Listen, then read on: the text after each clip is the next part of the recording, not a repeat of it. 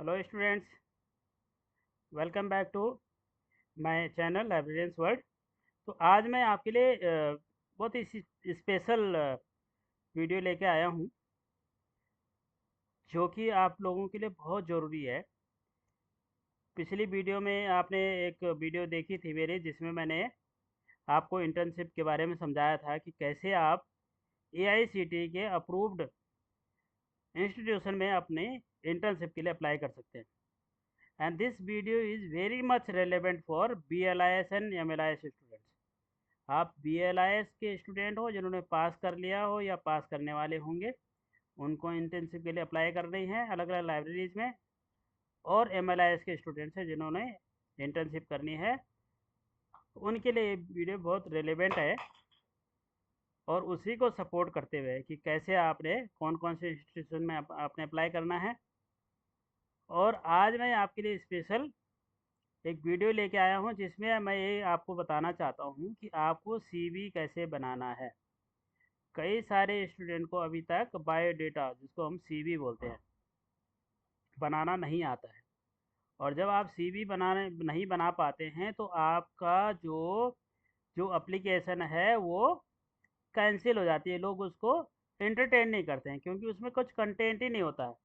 उसमें कई स्टूडेंट ने अपना ना नाम लिखा होता है ढंग से, नाम कैसे लिखना है, अपने सब्जेक्ट कैसे लिखना है, एप्लीकेशन का फॉर्मेट क्या होगा, ये सब नहीं। एप्लीकेशन मैंने पिछली वाली वीडियो में, आपने पहली वाली वीडियो देखेंगे, उसमें मैंने कैसे बनाना है ये आपको लिखा हुआ है। ये मैंने दिखाया था आपको।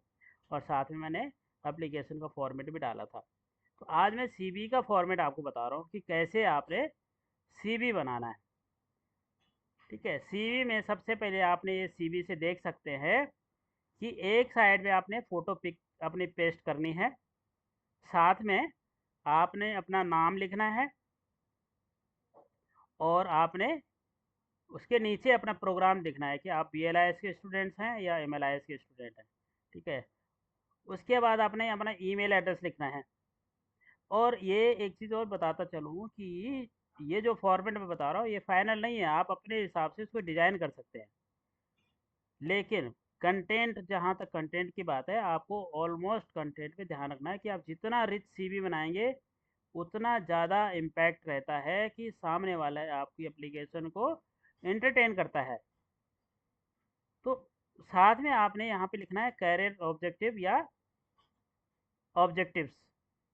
तो ऑब्जेक्टिव्स में आपने लिखना है seeking an opportunity for internship in your esteemed organization where I can apply my knowledge and skills in the respective fields along with the growth of the organization। यहाँ ये वाला कंटेंट भी आप स्लाइडली आप अपने हिसाब से मोड कर सकते हैं, इसको लिख सकते हैं। ये इसके बहुत सारे फॉर्मेट आपको गूगल में भी मिल जाएंगे, आप चेक कर सकते हैं।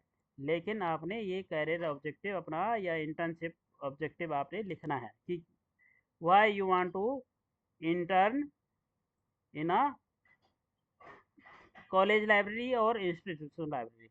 Your purpose must be there, objective must be mentioned. उसके बाद आपकी आती है की स्किल्स।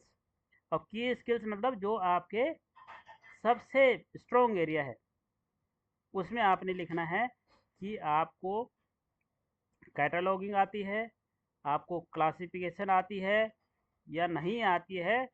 आपने लिखना है keen to learn cataloguing, classification, technical classification, acquisition, और सारे उसमें आपने लिखना है अपने जिस जिस एरिया में आप इंटर्नशिप जो सीखना चाहते हैं। क्योंकि आप सीखे नहीं हो अभी प्रैक्टिकल एस्पेक्ट लाइब्रेरी साइंस के, तो आपको यहाँ पे लर्निंग स्किल्स लिखने हैं। ठीक है, उसके बाद आती है समरी ऑफ क्वालिफिकेशन। तो क्वालिफिकेशन में आपने क्या लिखना है कि आपने अपना लिखना है सबसे पहले लेटेस्ट। लेटेस्ट में आपने लिखना है BLIS। उसके बाद लिखनी है आपने यूनिवर्सिटी पब्लिक बोर्ड, क्योंकि एक आपने कॉमन सब के लिए एक फॉर्मेट बनाया है, एक टेबल बनानी है, जिसमें आपने ऊपर लिखना है डिग्री, दूसरे में लिखना है यूनिवर्सिटी, बोर्ड ऑब्लिक बोर्ड, अगले में उसमें टेबल में लिखना है आपने ईयर ऑब्लिक सेमेस्टर, फिर आपने लास्ट में लिखना है परसेंटेज या डिवीज़न। ठीक है, अब आपने सबसे पहले लेटेस्ट क्वालिफ़िकेशन अपनी ऐड करनी है। जैसे इन्होंने यहाँ पे लिखा है बैचलर ऑफ फैशन टेक्नोलॉजी, तो आप लिखेंगे bachelor of library and information science. और एमएलआईएस का स्टूडेंट है तो लिखेंगे masters of library and information science. University आपको पता है कहाँ से आप पढ़ रहे हैं, वहाँ से आपने लिखना है। ईयर कौन सा आपने अभी आपने कौन से साल में पास करा है, यहाँ पे आपने वो लिखना है। आगे आपने परसेंटेज और डिवीज़न जो भी आपकी होगी वो आपने यहाँ पे मेंशन करना है। उसके नीचे आता है 12th 10+2 फिर 10th। इस तरह से आपने फिर उसका स्कूल बोर्ड कौन सा था, आपका सीबीएसई बोर्ड है और किसी और बोर्ड के आईसीएससी बोलते हैं, इंटरनेशनल वाला है जो उस वो है तो वो लिखना है। ईयर आपने उसमें लिखना है जहाँ पे जो जिस भी ईयर में आपने पास करा है, आगे आपने परसेंटेज एज इट इज़ आप जो आपको मिली हैं। उसके अलावा आपने आपने अगर इंटर्नशिप कहीं और करी है तो आपने इंटर्नशिप मेंशन करनी है। अगर नहीं की है, फर्स्ट टाइम कर रहे हैं, तो इंटर्नशिप में आपने लिखना है बीइंग अप्लाइड या एप्लीकेशन बीइंग सेंड टू वो जो जिस इंस्टीट्यूट का आप भेज रहे हैं। ठीक है, और या आप यहाँ पे लिख सकते हैं yet to get the internship. ठीक है, और अगर आपने इंटर्नशिप कहीं पाई है, कुछ स्टूडेंट ने इंटर्नशिप करनी शुरू कर दी है, तो वो अपने इंटर्नशिप लिख सकते हैं और वो इसको अपने जॉब प्रोस्पेक्ट से आप उसको अपनी सीवी तैयार कर सकते हैं। इंटर्नशिप के बाद आप अपना अगर कोई किसी ने कहीं जॉब करा है तो वहाँ पे मेंशन कर सकते हैं। और अगर आपने कोई प्रोजेक्ट्स हैंडल करे हैं, आप प्रोजेक्ट के बारे में लिख सकते हैं। ठीक है, उसके अलावा आपने एक चीज़ और यहाँ लिखनी है कि कितने आपने कितने लेक्चर अटेंड करे हैं, सेमिनार अटेंड करे हैं, वर्कशॉप अटेंड करे हैं। यहाँ पे आपने एक वो लिस्ट देनी है। और इसलिए मैं आपको हमेशा बताता हूँ कि आज की डेट पे ऑनलाइन बहुत सारे सेमिनार्स होते हैं, वेबिनार्स होते हैं, वर्कशॉप होती हैं, तो आप उनको ज़रूर अटेंड करें जिससे कि आपकी सीवी में आपको एक लिखने के लिए हो जाए, साथ में आपको नॉलेज उससे गेन होता है। वो आप भले अपने रिस्पेक्टिव फील्ड में देखें, क्योंकि बहुत सारे वेबिनार आज की डेट में हो रहे हैं, वर्चुअल मोड में हो रहे हैं, जिनको आप अटेंड कर सकते हैं। उनमें से कुछ आप हमारे एमिटी लॉ यूनिवर्सिटी के भी जो प्रोग्राम हम कंडक्ट करते हैं अपने यहाँ, उनको भी आप अटेंड करें और उसको हम सर्टिफिकेट भी आपको देते हैं, जिससे कि जब आप फिजिकली वहाँ पे जाएं अपने सीवी को लेकर के, एप्लीकेशन को लेकर के, तो आप अपने सी कोई देखना चाहे कि आप बताइए अपनी माँ कहाँ पर आपने अटेंड करी, तो आप साथ में अपने सर्टिफिकेट भी अटैच कर सकते हैं। तो इससे क्या है, आपका एप्लीकेशन, आपका बायोडाटा जो है उतना स्ट्रॉन्ग दिखेगा कि आप विलिंग हैं सीखने में। ठीक है, उसके बाद आप जो है हॉबीज़ लिख सकते हैं। आपका हॉबीज़ क्या क्या हैं, कि आपको स्पोर्ट्स में है, आपको स्टोरी राइटिंग में है, आपको पोएम राइटिंग में है, आपको क्या क्या जो भी आपकी हॉबीज़ हैं, स्पोर्ट्स से लेकर के लिटरेरी से लेकर के, अगर आपको डिजाइनिंग आती है, कुछ और कुछ भी जो भी आपकी हॉबी हो आप यहाँ पे लिख सकते हैं। उसके बाद आपने लिखना है लैंग्वेजेस, कौन कौन सी लैंग्वेज हैं जिसकी में आपकी कमांड है, जिसको आप जानते हैं। हिंदी लिखें, इंग्लिश लिखें, और किसी उर्दू लिखें, मलयालम लिखें, तेलुगु लिखें, तमिल लिखें, जो आपको आती है वो ज़रूर लिखें। ठीक है, इस तरह से आपने फिर लास्ट में लिखना है पर्सनल डिटेल्स।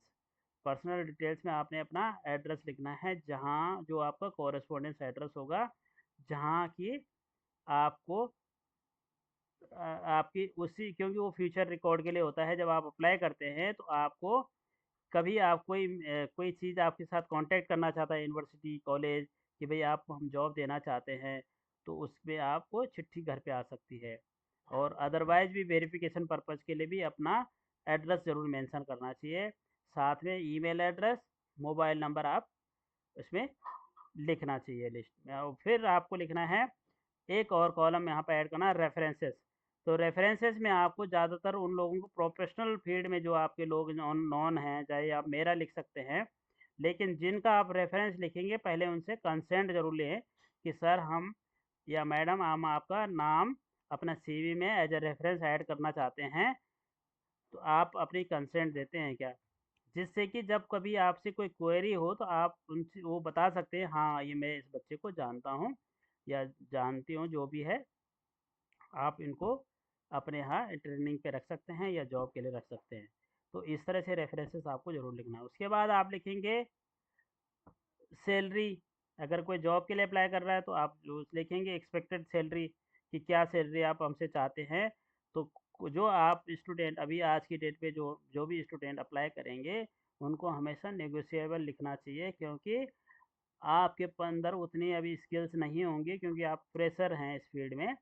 तो you can always right negotiable, means आप नेगोशिएट कर सकते हैं। अगर आपकी कोई आप 15,000 मांगेंगे बाय द वे फर्स्ट, उसमें आप बोलेंगे मेरे को 15,000 चाहिए, तो सामने वाला आपको काउंटर ऑफर दे सकता है। वो ये बोल सकता है नहीं 15,000 तो हम नहीं देंगे, लेकिन हम आपको कितना देंगे, हम आपको 10,000 देंगे।